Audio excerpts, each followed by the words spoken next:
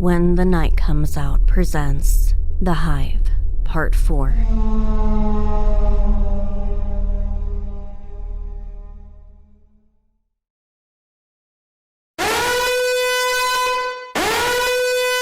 An alarm. Kettinger shifted in his sleep and threw his arm across his eyes. Somewhere, an alarm sounded. Who could that be? Everyone else should either be at work or asleep. It wasn't time for a shift change. No, wait. That isn't an alarm. That's a siren. Kettinger sat up in bed, his eyes wide, his hair standing up all over. He looked to his right. Of course, it was impossible to tell the time from the artificial light of Hive City. He turned to look at the clock. He had been asleep for about 3 hours. Deep in sleep and deep inside a dream when the sound had come. Kettinger felt his blood turn to ice. The alarm. What? Kettinger asked the moment he leaned over to pick it up. Explosion, was the reply. Kettinger felt his guts churn at the word. I'll be right there.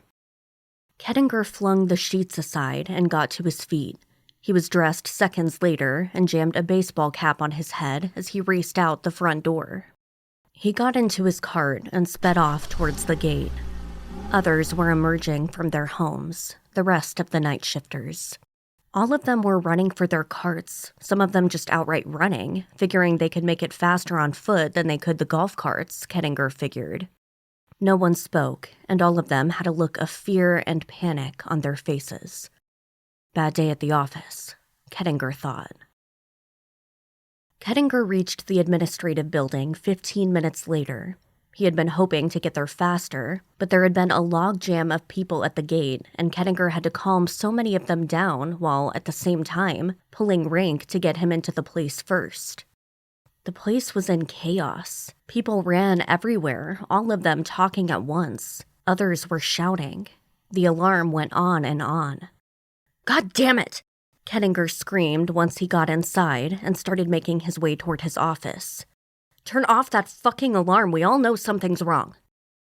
By the time he reached his office, the alarm had stopped. Jennifer was at his office door in minutes. She was calm, but there was worry hidden behind her eyes. What have we got? Kettinger asked as he entered his office. Where's Q? He's at the mine, Jennifer said. It was in the new tunnel. 10 trustees were starting the new tunnel. One of them broke through into an empty space. Something happened, and there was an explosion.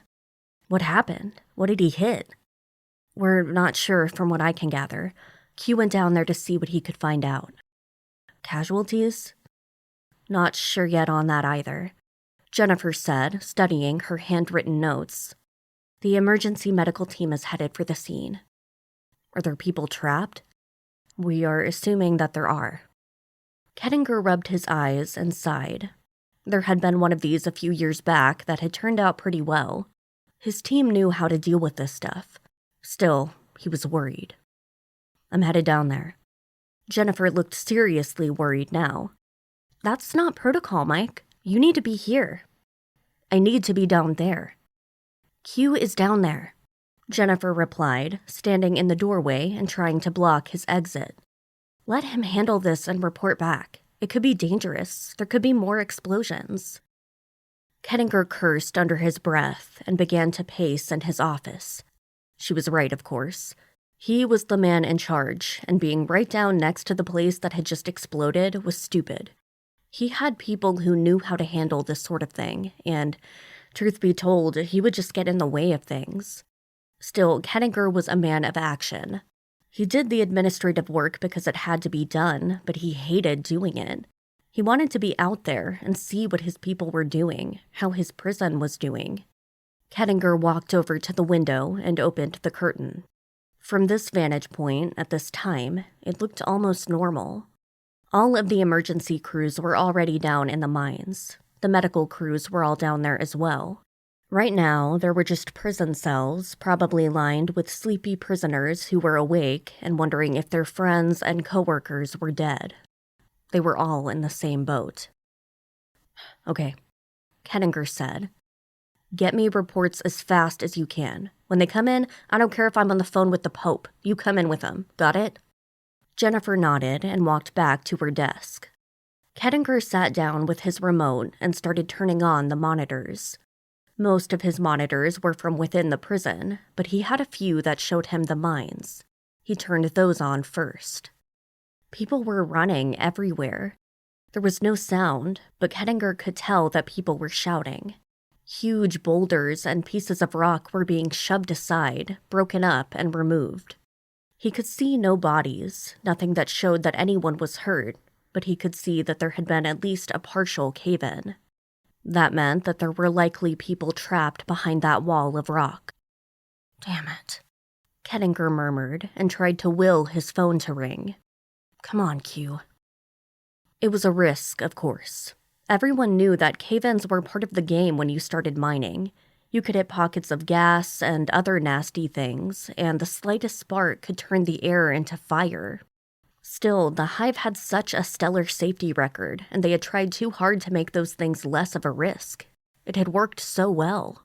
Just from the look of the collapsed rock, Kettinger could tell that this one was much worse than the cave-in a few years ago. He expected fatalities. "Yes?" "It's pretty bad, boss," Q said from the other end. Kettinger could hear noise in the background, like people yelling and the sound of drills and jackhammers. "We still don't know what they hit, but at least 12 people are trapped behind that wall. Almost all of the trustees on the day shift were working on the new section, and all of them are stuck. We think it was Tristan who hit the empty pocket, but we have no idea what he hit or what happened." Tristan, damn it, Kettinger thought. He was one of the best, and despite being a criminal and a murderer in his surface life, a good guy in the Hive world. Any other injuries? "There are about 20 others who managed to get out before things collapsed," Q reported. "They're all in the hospital area right now with burns and other injuries. It looks like we got lucky there, though, as the medical team thinks that all of them will recover. However, some of them are bad enough that they'll have to spend time in the prison hospital." It was good news. Not great, but when things like this happened, it was the best he could hope for. "Okay, Q," Kettinger said. "Keep me updated every 15 minutes if you can." "I'll do my best." The phone went dead. Kettinger spent the rest of the day sitting at his desk and answering the phone. Q did his best to call him back every 15 minutes. It just about drove him crazy. He wanted, more than anything, to run down the hall and down the spiraling walkway to the mines. He wanted to stand with his people and pull the rocks away. Instead, he settled for the reports. "We're almost through," Q said at last. The man sounded exhausted. Kettinger was already planning on giving him 2 days off after this. "We should be able to see who's alive and who isn't in just a few minutes. We've got more than 20 injured, though, and in the hospital." Kettinger acknowledged the report and then dialed up the hospital. Dr. Bellinger picked up the phone on the second ring. "How are they?" "Some of them are pretty bad, Mike," he said, the sound of nurses and medical staff running around and barking out orders behind him. "Some of them may not make it.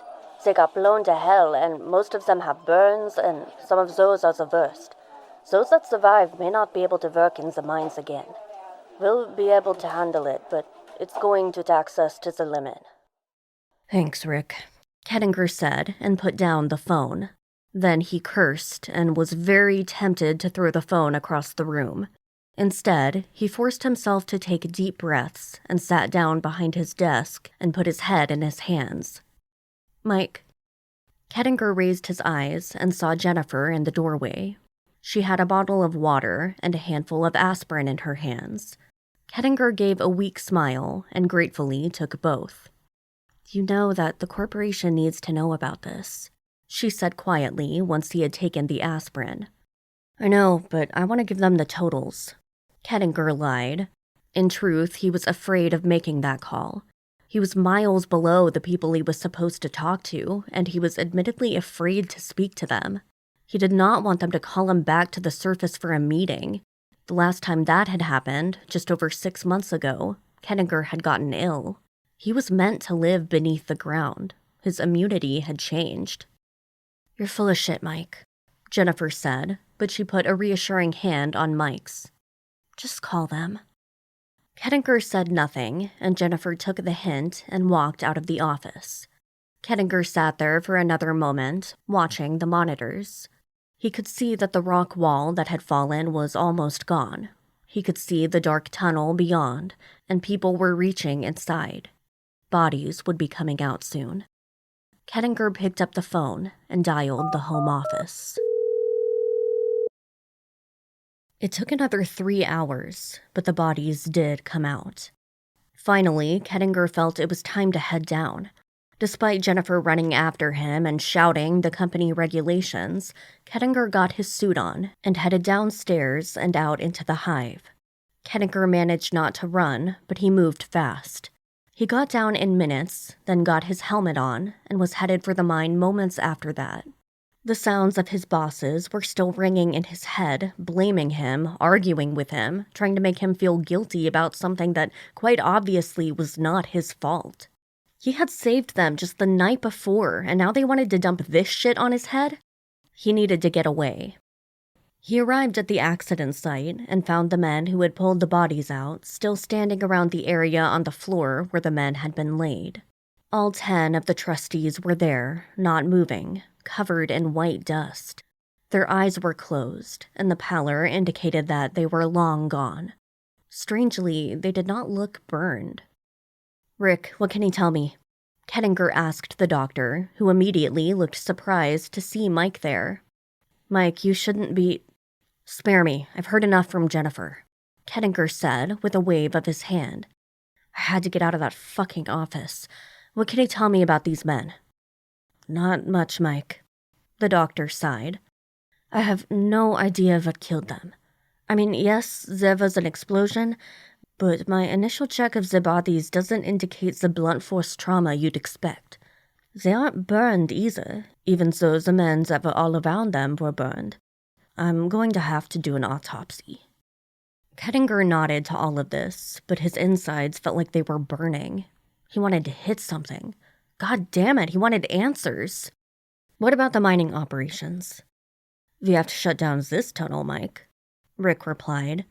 "We have no idea what's in there, and until I know more, this tunnel is unsafe. Any of the other tunnels can be mined, but not this one." Kettinger cursed for the umpteenth time in the last half an hour. This mine was supposed to be the one that paid off. He was not happy thinking about the report he would have to make back to the corporation. "Okay," Kettinger said at last. "We'll move over to F-Tunnel. I'm giving everyone the rest of the day and tomorrow off. God damn it, this is not a good timing for this shit." Kettinger realized he sounded like a cold-blooded asshole by putting numbers and business behind this, but he had just had his ass chewed out, and fuck anyone who wanted to call him out. He had families to call, funerals to plan, and possibly more dead people in the next few hours. This was the worst disaster in the history of the Hive, and dealing with that was more than he could handle right now. So, he reduced it to numbers. "I'll take them to the morgue and start on the autopsies tomorrow," Rick said quietly. He knew Kettinger and knew that the man was not really a numbers guy. Kettinger was hurting about the men that he had lost. "I need to see to the wounded tonight." Kettinger agreed and then headed back towards his office. He was exhausted and wanted to go back to bed. He wanted to start this day over again. Now he'd have a hospital full of wounded people, and just next door to where the men would be recovering, he would have a morgue full of dead people. A bad day at the office, he thought. A really, really bad day. The cleanup efforts took the rest of the day.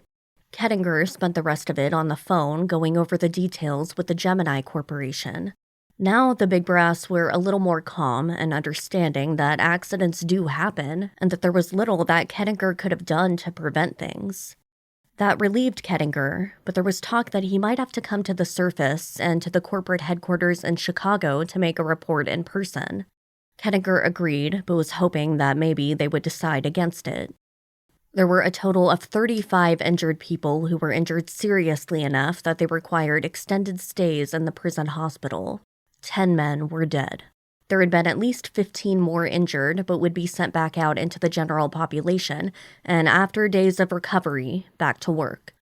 None of the civilian managers had been killed, but 2 were among the injured. No guards had been hurt in the explosion or the recovery operation. Reg reported that the rest of the prisoners were worried about their friends and coworkers in the mines, but that there were no rumblings of rioting, and everyone seemed well behaved. The loss of the trustees is bad, Kettinger reflected. These were the guys he had come to rely on the most. They were the ones who had worked the hardest, learned the most about the operation, and seemed on a path to becoming key parts of the mining operations. Now they were gone, and all of that training would have to start over. The night shift had another 10 trustees, but the day shift was now wiped out. Plus, Kettinger thought, he knew those guys and had spoken to them. He was far from calling them friends, but they were about as close as he ever got to the prison population. It was late when Kettinger finally got back to his house. He could barely see by that point. His body and head ached. He lost all sense of time. He climbed up the stairs and into his bedroom, managed to get his shirt and shoes off, but then fell into his bed and was asleep in minutes. Dr. Bellinger was tired as well, but he looked out at his rows of hospital beds and sighed, then wiped a hand across his forehead. Most of the injured were now out through heavy doses of sedatives, but there were few in such pain from the burns that they just kept tossing and turning instead of dozing. It was going to be a rough ride for most of these guys. Those that were not burned had broken limbs and massive internal injuries. Of the 35 people now in his care, he felt fairly certain that at least 6 more would die in his care. That was a tough pill to swallow, but when you worked underground like this, you had to learn to accept certain realities. There was no help to get here fast, and that meant Rick Bellinger was on his own. He was good, but he was far from a god and could only do so much. Bellinger made another pass through the room where 15 of the men lay. There were more in another large room right next door. Then 5 of the worst were in a separate room next to that. They had hundreds of rooms in this part of the hospital, and then there was the civilian hospital in Hive City, which had enough rooms to provide beds for the entire town if need be. The medical facilities here were unlike anything Dr. Bellinger had worked with at any other prison, and he had worked at 4 before coming down here. He had been given carte blanche to order whatever equipment he felt was necessary to have a fully staffed and equipped hospital down here, and they had all been granted. Amazing. And yet, when things like this happened, it reminded him of how helpless he really was. There was just only so much you could do, he reflected. Nature had to take its course. They had numerous individual rooms in both the prison and civilian hospital. Rick figured he would head down to one of those and catch some sleep before starting on the autopsies in the morning. Wait, was it morning already? Bellinger looked at his watch. Yes, it was just after 5 a.m. Bellinger left the room with the men. He stopped to talk to some of the nurses, telling them that they should get some sleep as well. They all nodded and said that they would. Then he moved down and checked on the other 2 rooms. More men, more of them sleeping or in pain. Dr. Bellinger walked out of the final room with the most injured and headed to his left. He had in mind one particular room. This one was closest to the morgue and was rarely used out of superstition about being close to the dead. He figured that closeness would allow him to get some sleep and then get to the autopsies first thing. He walked slowly down the hall, stretching his neck and then his arms. Already he could feel sleep overtaking him. He would be in a deep sleep soon and was looking forward to it. He hoped he would not remember his dreams. Dr. Bellinger found the room, pushed through the door, and began stripping off the scrubs he was wearing. He turned on the light in the room and went into the bathroom to splash water on his face and wipe some of the dust off of his skin and hair. He turned on the water and then cupped it in his hands and splashed it across his cheeks. Dr. Bellinger froze. What the hell? Something had fallen, that was certain, but he was sure that his keen ears were now playing tricks on him. It sounded like something had fallen over in the morgue. Had one of the nurses gone in there? If so, why? There was no reason for them to be in there, and he didn't want anyone messing with the bodies before he did his examination in the morning. Damn it, he whispered. Dr. Bellinger stepped back out into the room and listened. He heard nothing else save for the distant beeping of the machines that were tracking the vital signs of the men under his care. He couldn't hear any footsteps inside the morgue, nor in the hallway leading away from the morgue.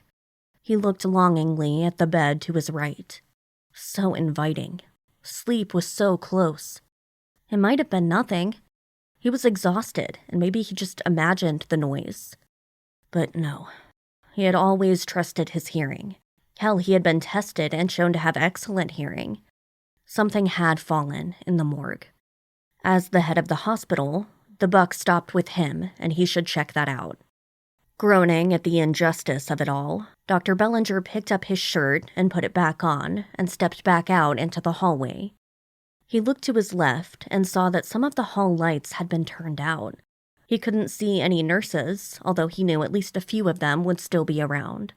The hospital was now on a skeletal staff while people got sleep. Dr. Bellinger turned to the right and pushed open the 2 swinging doors that led into the morgue. He was immediately assaulted by the smell of death. That sickly sweet smell that came from freshly dead bodies was everywhere.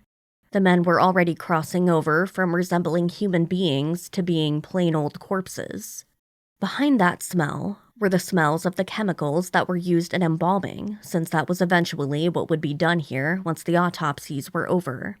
Then the bodies would either be wrapped up and sent back to the surface, or cremated and taken care of down here. Dr. Bellinger walked in, looking around, trying to see if he could figure out what had caused the noise. It didn't take long, and it didn't take much detective work. Next to the one trustee, Tristan. Bellinger thought. I think his name was Tristan. A good guy. A tray full of autopsy tools had clattered to the floor. The autopsy tools looked nasty in the dim light, super sharp and shining from the overheads. Hello? Bellinger called. He got no response. There weren't many places for a person to hide in here anyway, but there were some closets and a few nooks and crannies. He thought maybe a nurse had come in here for some reason and knocked down the tray. Then maybe gone around the corner into the small utility closet for something to clean things up. Of course, as he studied the mess, there were just tools on the floor and nothing wet. Anyone in here? Nothing but silence. Dr. Bellinger frowned and then walked over to the table where Tristan lay, face up, eyes fixed and staring at the ceiling. He leaned down and righted the metal tray table and then went back down to start picking up the tools. He didn't bother putting them back in the right order in which he would use them in the morning. He just put them back on the tray in a pile. He was setting down the tool he used to slice open the chest cavity when he heard a very soft sound to his right. He jumped. It had sounded like Tristan had shifted on the table, the fabric of the suit he still wore making noise. Dr. Bellinger looked at Tristan. The man lay the way he had always laid. He laughed at himself. He was getting jumpy, and he needed sleep. He should have known better, because of course humans made noises when they were dead. The body was filled with fluids, and then filled with gases and other things that escaped until embalming had been accomplished. Dr. Bellinger leaned over Tristan's body. The dead eyes stared back at him. The lips had been pulled back from the man's teeth, another thing common among dead bodies. The guys who ran the funeral parlors and made the bodies look palatable for the humans attending the wakes and funerals did things to the mouth to prevent the pullback from happening, but nothing had been done to these bodies. Rick was about to turn back around and leave when he paused in mid-turn. What? He turned back around and looked down into Tristan's mouth. What the hell? The man's teeth. They had all formed into points. Every last one. Dr. Bellinger leaned down and then used his fingers to pry open the lips from the back teeth. It was as if Tristan had somehow grown an entirely new set of teeth, or somehow transformed his teeth into these things. Was this a joke? The doctor had studied these men when they lay down in the mines, and he was certain that Tristan had not filed his teeth down to points at some point in his life. Well, he was almost certain. Maybe. Bellinger studied the skin around the mouth. The lips were purplish, the skin was gray and definitely looked dead. The eyes had a weird whitish look to them, as if he were wearing contact lenses for some kind of costume. There were even cuts from the explosion across the man's forehead that were still open and ragged. This was a very dead man. So, if Tristan had not done that in life, had someone come in here and done it? How would that have been possible? People had been in and out of this room all afternoon, and from what Dr. Bellinger could tell, they had all been people he trusted. There was that soft sound of movement again. This time, from behind him. Dr. Bellinger turned to see what that was, and saw the trustee lying on the table behind's arm had fallen away from his side. Bellinger moved over to that table and leaned across the body. Once again, the lips had been pulled away from the teeth. The skin was gray here too. Bellinger gasped. The teeth on this one had been filed down to points as well. One row on the top and one on the bottom. It was like staring down into a shark's face. I'm too tired, Dr. Bellinger thought.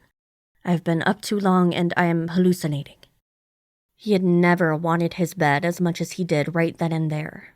The thought of it was an aching need, like when you were starving or in desperate need of a drink. He decided that he would just head back to that room and get some sleep. Once rested, he would take a fresh look at this weirdness. He was certain that it would look normal in the morning. He almost succeeded in completely convincing himself. When Dr. Bellinger turned back around, he froze.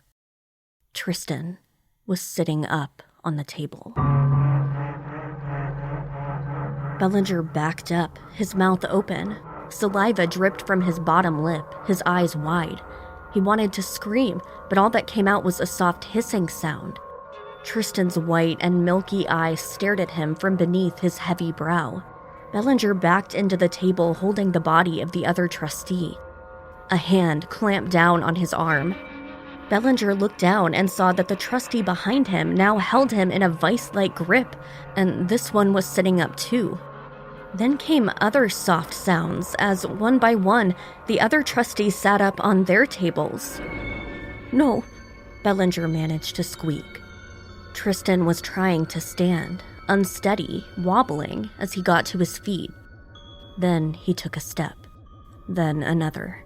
Shambling forward, arms outstretched, he looked like an old-time movie monster. Dr. Bellinger discovered that, had he not been held tightly by the body of the supposedly dead trustee, he still would not have been able to move. He was frozen to that spot. All around him were grins filled with sharp, pointed teeth. Now all of the trustees were getting to their feet. They all shambled. Tristan, meanwhile, seemed to have figured out how to walk. He moved fast, in a blink of an eye, was right in front of Dr. Bellinger. Tristan raised his hand and grabbed Dr. Bellinger around the throat. No, Bellinger repeated. Tristan grinned a toothy smile, and his head shot forward. The last thing Dr. Bellinger truly saw was a section of his own throat vanish down the ghoul's throat, and then a jet of his blood erupt from the wound and spatter across Tristan's chest.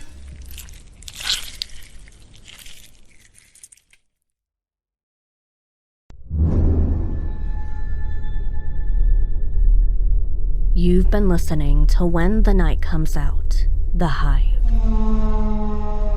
Tune in next time for The Hive Part 5. Written by Brian W. Alaspa. Narrated and produced by Ali James. Music by Vivek Abhishek. Catch up on the first 4 seasons of When the Night Comes Out now. Support us on Patreon for more terrifying content.